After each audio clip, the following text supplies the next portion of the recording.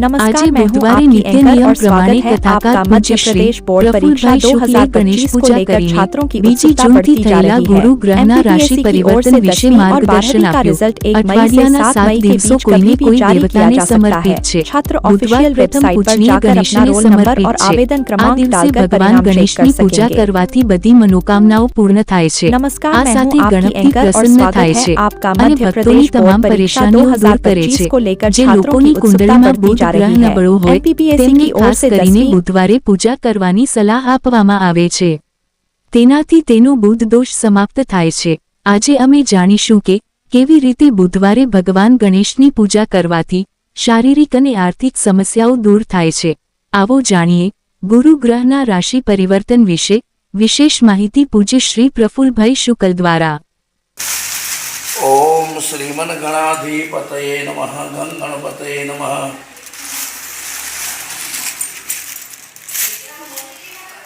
ओम महंत महाकाय सूर्यकोटि समप्रभं निर्विघ्नं कुरु मे देव सर्वकार्येषु सर्वदा।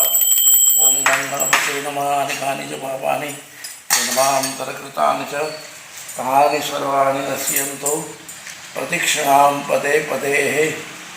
આજે બુધવારના દિવસે નિત્ય નિયમ પ્રમાણે વિઘ્નહર્તા ગણપતિ ભગવાનની પૂજા અર્ચના કરી ગઈકાલે 2 જૂનથી ગુરુ મહારાજ બૃહસ્પતિ મિથુન રાશિ છોડીને કર્ક રાશિમાં પ્રવેશ કર્યો છે। ગુરુનું આ સ્થાન ગોચર સમગ્ર બ્રહ્માંડ માટે આખા વિશ્વ માટે બહુ જ ઉપયોગી થશે।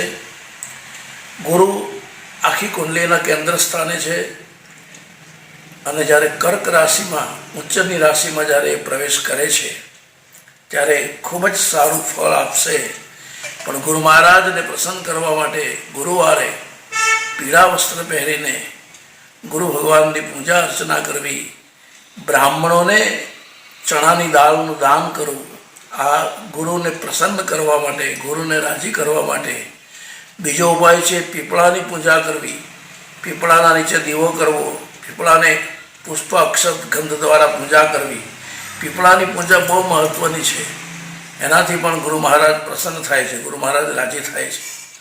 એટલે 2 જૂનથી થયેલું ગુરુ ગ્રહનું ગોચર કર્ક રાશિમાં પ્રવેશ 12 રાશિઓને એની અસર થશે।